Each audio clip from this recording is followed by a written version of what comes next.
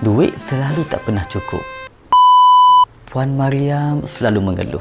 Entah ke mana duit pergi. Penat kerja, hujung bulan, kosong.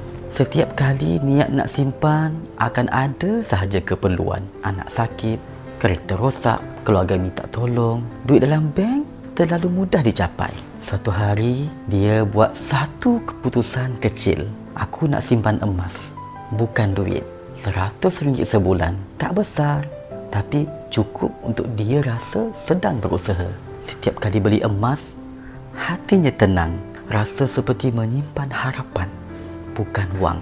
Tahun berganti tahun, ada bulan dia gagal, ada masa dia hampir jual emas itu.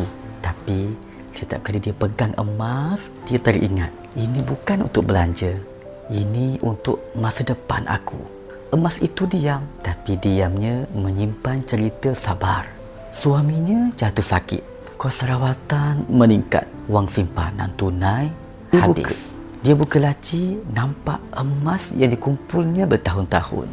Air mata jatuh, bukan sebab nak jual, tapi sebab tak sia-sia aku sabar dulu.